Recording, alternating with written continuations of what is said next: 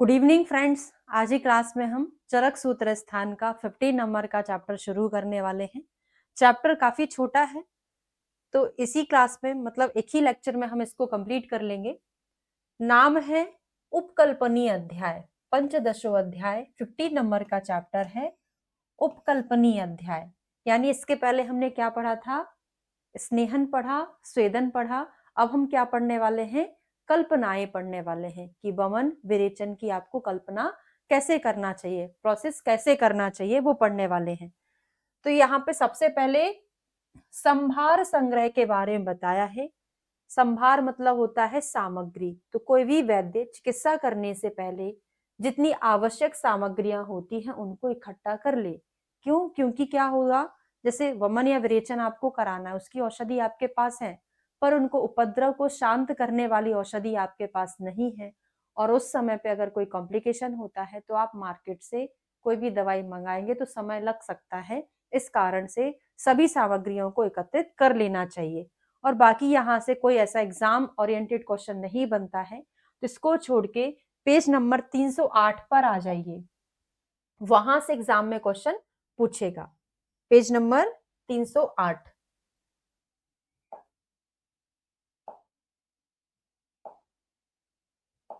यहां से पढ़ना हम शुरू करेंगे वमन कर्म। तो किस तरीके से वमन कराया जाता है, कंडीशन व्यक्ति के क्या होना चाहिए, वो सारी चीजें हम कल्प स्थान में पढ़ेंगे। अभी सुपरफिशियल यहाँ पर पढ़ेंगे। तो वमन कर्म ततस्तम पुरुषम स्नेह स्वेदपन्नम, पुरुष का स्नेहन स्वेदन, जिस व्यक्ति का हमको वमन कराना है उसका हमने स्नेहन स्वेदन किया।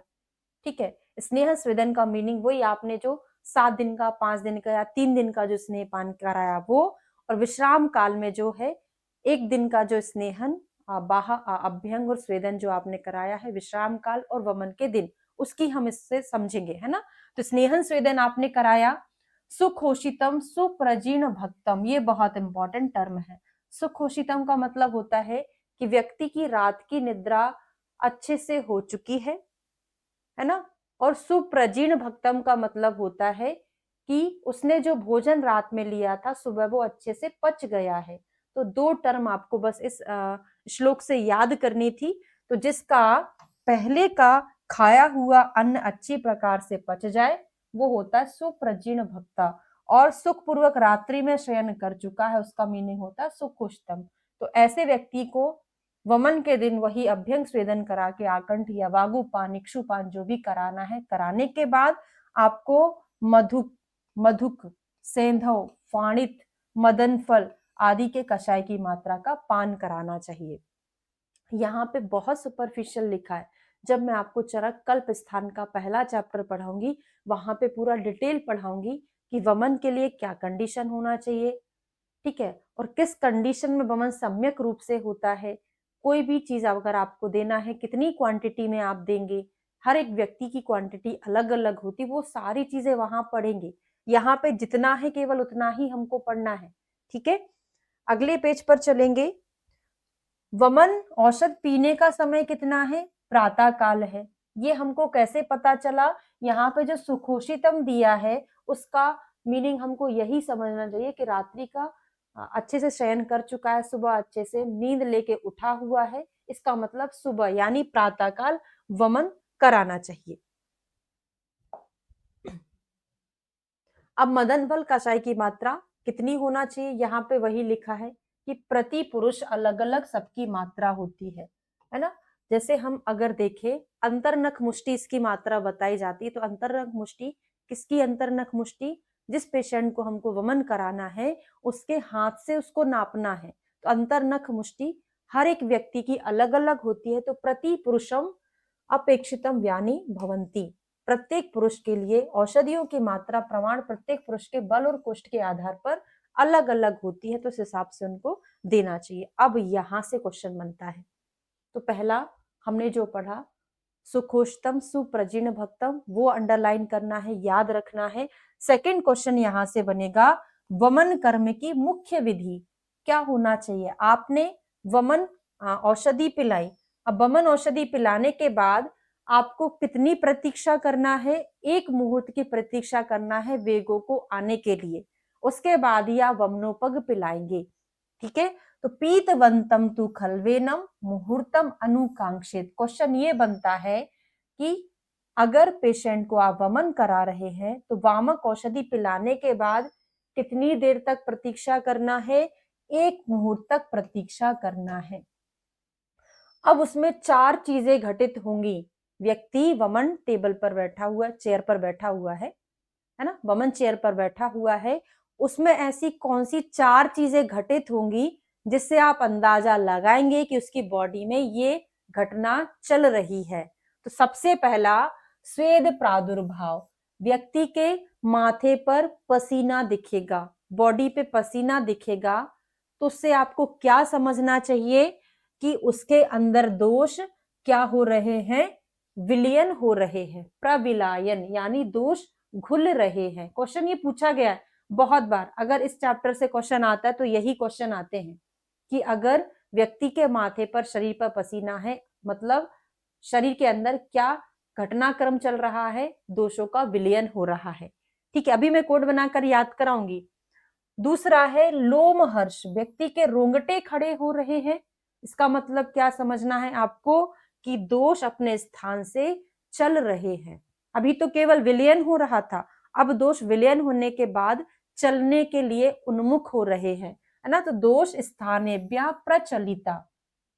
तीसरा आता है कुक्षी में आद्यमान होना, यानी उसका पेट फूल रहा है। वो आपको बताएगा कि अभी मेरा पेट थोड़ा थोड़ा फूल रहा है।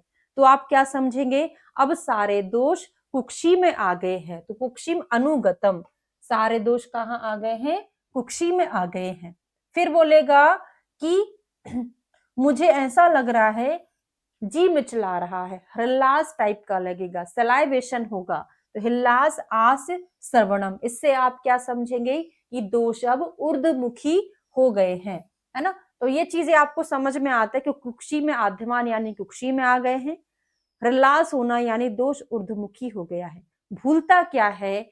एक तो स्वेद प्रादुर्भाव यानी दोषों का विलयन होना, दूसरा लोम हर्ष से स्थानेभ्यः प्रचलिता। इसको हम कोड बनाकर याद करते हैं।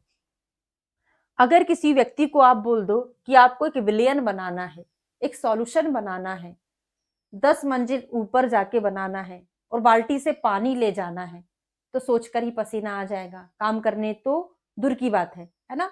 तो विलयन बनाने के लिए आपको अब पसीना पसीना हो जाओगे, कैसे बनाओगे? कोड बन गया, स्वेद कब आ रहा है? जब विलयन हो रहा है, या विलयन बनाने से पसीना आ रहा है। एक याद हो गया। दूसरा लोम हर्षेण, हर्ष यानी आप जब बहुत ज्यादा खुश हो जाते हो, आप फोन पे बात करते हो तो बहुत ज्यादा चल चल के मेरा सिलेक्शन हो गया है आईपीजीटी में, मैंने फर्स्ट रैंक लगाई है, तो क्या होगा? बहुत ज्यादा हर्ष होने पर आप दौड़ते भागते रहोगे, है ना। तो प्रचलितम, एक स्थान पे नहीं रहोगे। तो कोड बनकर याद हो गया दोनों, और मैंने आपको समझा भी दिया है। ठीक है, आगे बढ़े। अब जो वमन चेयर पर व्यक्ति बैठा है, पेशेंट बैठा है, ऐसा नहीं कि बैठा दिया है, दवाई पिला दी है, उल्टी करता रहे। उसको सपोर्टिव भी चाहिए। क्या चाहिए? सुश्रु जी ने बोला है कि अगर वमन औषधि पीने के बाद व्यक्ति को वेग नहीं आ रहा है तो आपको क्या करना है? हाथ को गर्म करना है और उधर पर सेक करने को कहा गया है ना। इससे वमन कर्म में सुविधा होती है। और चरक जी क्या बोले हैं? प्रतिग्रहांश उपचारित ललाट प्रतिग्रहे, है ना। उस 2-3-4 लोग आसपास खड़े रहेंगे, एक ललाट को पकड़ेगा, ललाट प्रतिग्रहे। दूसरा पार्श्वोपग्रहणे, पार्श्व मतलब पृष्ठ प्रदेश पर हाथ फेरेगा, कहां से? नीचे से ऊपर की ओर, इस तरीके से। और दूसरा नाभि प्रपीड़ने, मतलब एक हाथ यहां लगाएगा नाभि पर, दूसरा कहां? पीठ पर, नाभि को दबाएगा। इस तरीके से वो प्रेशर होना चाहिए, और पीछे से ऊपर की ओर, मतलब कुल मिला के ऐसे करके वो प्रेशर करे। इससे क्या होगा? वमन का वेग आसानी से प्रवृत्त होता है। तो ललाट प्रतिग्रहे, पार्श्वोपग्रहणे, नाभि प्रपीड़ने, पार्श्व मतलब साइड होगा, पृष्ठोन्मर्दने, जो मैंने बताया ना पीठ पर हाथ, वो पृष्ठोन्मर्दने है ना। पार्श्वोपग्रहणे नहीं, पार्श्व में पकड़ेगा, नाभि को प्रपीड़न करेगा, पृष्ठोन्मर्दने करेगा। चान प्रपत्रणीया सुहृद, उसके आसपास उनके सुहृद जन यानी दोस्त वगैरह भी हूं, जो उसके इस प्रोसेस से घृणा ना करें, ताकि उसको उल्टी करने में आसानी हो। नहीं तो वो, अरे वो देख रही है, वो देख रहा है, मैं कैसे उल्टी करूं, तो ऐसा ना हो, है ना। तो सुहृदजन हो, जिनके सामने उसको उल्टी करने में कोई शर्म ना हो, झिझक ना हो, ठीक है ना। तो पार्श्व को पकड़ने, नाभि दबाने, पीठ को ऊपर नीचे से ऊपर की ओर तरफ मलने तत्पर रहने वाले मित्र वर्ग को ऐसे रखा जाए तो इन कार्यों से कि करने में लज्जा का अनुभव ना करता हो, रोगी के मन के अनुकूल रहे, ऐसे अनेक मित्रों को अलग अलग कार्य करने के लिए नियुक्त किया जाना चाहिए। अब क्या है, अगर व्यक्ति को वमन का वेग नहीं आ रहा है तो क्या करेंगे, वमन औषधि आपने पिलाई, वमन का वेग नहीं आ रहा है तो सुपरिलिखित नखाभ्या अंगुली, उत्पल या कुमुद नाल का प्रयोग करेंगे। अच्छे से बढ़िया उसके नाखून कटे हों, व्यक्ति उसी पेशेंट के नाखून कटे, उसको बोलो कि 2 फिंगर को मुंह के अंदर ले जाके कंठ पर टच करना है, तो उससे उल्टी का वेग प्रवृत्त हो जाएगा। या वो नहीं कर पा रहा तो कमलनाल, एरंडनाल हो, उससे टच करा दो। हम लोग क्या करते थे, कैथेटर रहता था, यूज वाला नहीं, साफ सुथरा, यूज वाला तो देख के उल्टी हो जाएगी, साफ सुथरा कैथेटर जो 8 नंबर मात्रावस्थी के लिए यूज करते हैं, बहुत सॉफ्ट रहता है। उस पेशेंट को क्या पता है इसका उपयोग क्या करते हैं, पर वो फ्रेश रहता था, उसको कंठ पे टच कराते थे तो उससे उल्टी कर देता था, बहुत अच्छे वेग आते थे, है ना। तो सुपरिलिखित नखाभ्याम, ये ना हो तो कमल नाल, उत्पल नाल, या फिर प्रैक्टिकली आप कैथेटर का यूज कर सकते हैं, ठीक है। तो इससे क्या हो जाएगा, वमन का वेग प्रवृत्त हो जाएगा। अगले वेग पर चलेंगे, पेज पर, वमन कर्म के योग अयोग अतियोग के लक्षण। तो ये सारा कल्प स्थान से पढ़ेंगे, सभी का योग, सम्यक योग, अतियोग, अयोग, सब कुछ वहां से श्लोक याद करना है। पर यहाँ से कुछ कुछ टर्म याद करना है, जैसे 2 शब्द याद कर लिए, 1 शब्द याद कर लिया, ये सारा पूरा का पूरा श्लोक जो है मैं आपको कल्प स्थान में याद कराऊंगी, ठीक है। तो वमन के अयोग का लक्षण, यानी वमन आपने कराया, अयोग हुआ यानी उसको वेग नहीं आए होंगे, यानी अप्रवृत्ति, या फिर केवल औषधि बस निकली हो, या तो बिल्कुल भी ना निकला हो, उसको अयोग बोलेंगे, या फिर केवल औषधि निकली हो, उसको अयोग बोलेंगे, या वेग का विभ्रंश होना, वेग का विबंध होना ही अयोग कहलाता है। तो अयोग के लक्षण में 2 शब्द याद करने आपको, विभ्रंश और विबंध। यहाँ पर विबंध का मीनिंग कॉन्स्टिपेशन नहीं है, विबंध का मीनिंग रोग रुक गया, वेग रुक गया है, यानी वेगों का बद्ध होना विबंध है यहाँ, ठीक है। तो केवल औषधि बाहर निकालना, वेगों का विभ्रंश और विबंध हो जाना अयोग है। 2 नाम अच्छे से याद करिएगा, बाकी मैं आपको कल्प स्थान में पढ़ाऊंगी, पूरा ये श्लोक याद करना पड़ेगा। दुश्छदिते स्फोट कोट कंडु रत्था अवशुद्धि गुरु गात्रताचा, ठीक। अब वमन के सम्यक योग में क्या मिलेगा, सम्यक योग का श्लोक वही याद करेंगे जो सिद्धि स्थान के, अच्छा मैं बार बार कल्प स्थान बोल रही हूँ गलती से, कल्प नहीं, सिद्धि स्थान में योग अयोग पढ़ेंगे, बाकी डिटेलिंग जो है ना वमन विरेचन की वो कल्प स्थान में पढ़ेंगे, फर्स्ट चैप्टर में। योग अयोग का जो लक्षण है तो वो तो अपन सिद्धि स्थान में पढ़ेंगे, ठीक है। तो देखिए क्या लिखा है, क्रमात् कफा पित्तम अथवा लास्ट सम्यति सम्यक वमिता संष्टा वाला श्लोक है, वो आपको सिद्धि स्थान के फर्स्ट चैप्टर से याद करना है, बाकी यहाँ से केवल रीड करना है कि अच्छे से दोष की प्रवृत्ति हो जाए, बहुत ज्यादा मात्रा में ना हो, यथाक्रम दोषों का हरण हो जाए, है ना। तो ये सम्यक योग कहलाता है, श्लोक नहीं याद करना, इधर से नहीं पूछा जाता है। अब वमन के अतियोग में एक पॉइंट याद रखना कि अगर वमन का अतियोग हो रहा है तो उसमें हमको क्या मिलेगा, ब्लड के स्पॉट्स मिलेंगे, या फिर खून की उल्टियां करने लगेगा व्यक्ति, तो फेनिल रक्त चंद्रिकोपगमनम अतियोग का लक्षण है वमन का। बाकी यहाँ पे बहुत सारा कुछ अंडरलाइन कराया है मैंने, इधर से नहीं पढ़ना है आपको, मैं कल्प सिद्धि से ही पढ़ाऊंगी। अब वमन और विरेचन दोनों में मिलता है ये पूरा, वमन और विरेचन के अयोग अतियोग के लक्षण, वमन विरेचन के अयोग अतियोग में 10 चीजें हम याद करते हैं जो हम आपको सिद्धि स्थान के 6वें चैप्टर से याद कराएंगे। तो यहाँ का श्लोक नहीं याद करना है, आपको श्लोक याद करना है ये वाला, आद्यमानम परिकर्तिष्ठ श्रावो हृदगात्यो ग्रहा जीवादानम सबिभ्रंशा स्तंभा सुपद्रवा क्लमा अयोगात अतियोगा दशैता व्याप्तो मदा। निम्न में से कौन सा नहीं होता, ऐसा क्वेश्चन पूछा जाता है तो आपको ये 10 याद करने हैं। इसमें से 3 अतियोगजन्य होते हैं, बाकी 7 अयोगजन्य। अतियोगजन्य कौन कौन से हैं, जीवाधान, विभ्रंश और परिकर्ती, परिकर्तिका। जीवादान, भ्रंश में गुदाभ्रंश होगा तो विरेचन का अतियोग होगा, जिभाभ्रंश होगा तो वमन का अतियोग होगा, है ना। तो विभ्रंश, जीवादान, परिकर्तिका अतियोगजन्य होते, बाकी के 7 अयोगजन्य होते। तो इधर से आपको नहीं याद करना है, ठीक है। वमन कर्म के बाद धूमपान बोला है, तो जैसे हमने दवाई पिलाई थी, 1 मुहूर्त तक वेट किया था, उसके बाद हमने उसको बमनोपग पिलाना वगैरह जो करना वो किया। अब वमन कंप्लीट हो गया, आपने सेंध और लवण वाला जल भी पिला दिया है। अब आपको फिर 1 मुहूर्त तक प्रतीक्षा करना है, उसके बाद आपको तीनों धूमपान में से कोई तो भी एक देना है। वो आपको परीक्षण करना है कि कौन सा धूमपान कब देना चाहिए, इसका काल मैं आपको 5वें चैप्टर में पढ़ा चुकी हूँ। तो स्नेहिक, वैरेचनिक, उपशमनी यानी प्रायोगिक, वैरेचनिक, स्नेहिक, इन तीनों में से कोई भी एक धूमपान देना है। ऐसा सेम चरक भी बोले, ऐसा सेम सुश्रुत बोले, ऐसा सेम बागभट बोले।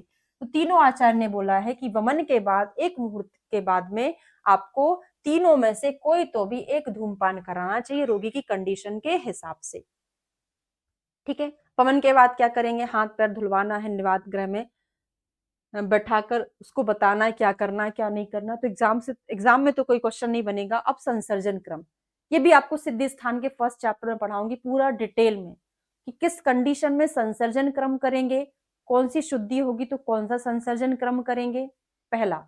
दूसरा, संतर्पण क्रम कब करेंगे, कौन सी कंडीशन में करेंगे, वो सिद्धि स्थान में पढ़ोगे, इधर नहीं है वो, है ना। कल्प या सिद्धि में पढ़ोगे, थोड़ा रेफरेंसेस में कंफ्यूजन है मुझे, है ना। कहीं तो भी उधर पढ़ोगे, सिद्धि के फर्स्ट या कल्प के फर्स्ट में पढ़ोगे, ठीक है। तो वही बोला है कि उसी दिन सायंकाल अगले दिन सुकोष्ण जल से परिसेचन करना, स्नान करना। तो यहाँ से कोई भी क्वेश्चन नहीं पूछा जाता है, छोड़ सकते हैं आप इसको। क्या चीजें देना चाहिए, तो ये पूरा 12 अन्य काल, 4 अन्य काल, है ना, 8 अन्य काल क्या है। अब आते हैं विरेचन कर्म। तो विरेचन कर्म सेम टू सेम वैसा ही है, सुखोषितम, सुप्रजीर्ण भक्तम, सारा का सारा। और यहाँ पे मात्रा कितनी देंगे, त्रिवित कल की अक्ष मात्रा देना चाहिए। विरेचन में त्रिवित कल की अक्ष मात्रा में सेवन कराना चाहिए। सम्यक विरेचन होने के बाद वमन के जैसे हमने परिहार या जो भी संसर्जन किया था सेम वही करेंगे, पर केवल धूमपान को छोड़ के। सम्यक वमन के बाद हम धूमपान कराते हैं पर विरेचन में नहीं कराते। तो धूम वर्जन, केवल एक ही पॉइंट हमको यहां से याद करना था।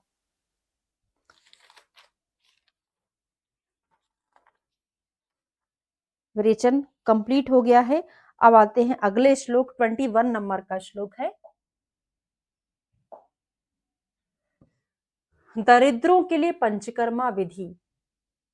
सेकेंड नंबर का श्लोक रेफरेंस के लिए पूछा जाता है। ना ही सर्व मनुष्याणाम संति सर्व परिच्छदा, सभी मनुष्यों के पास सारी चीजें अवेलेबल नहीं होती, और ऐसा भी नहीं है ना चा रोगा ना बाधंते दरिद्राम न पीदारणो, और ऐसा भी नहीं है कि दरिद्रों को महान रोग ना हो। मतलब दरिद्र जिनके पास पैसा नहीं है वो बड़ी बड़ी बीमारी से ग्रसित हो सकते हैं, और सभी मनुष्य के पास सभी चीजें नहीं हो सकती हैं। तो ऐसी कंडीशन में भी आपको फिर शोधन कराना चाहिए। अब जितनी भी चीजें अवेलेबल हो जाए उन्हीं से आपको करा देना चाहिए, ऐसा कहा गया है। श्लोक का रेफरेंस इंपॉर्टेंट है।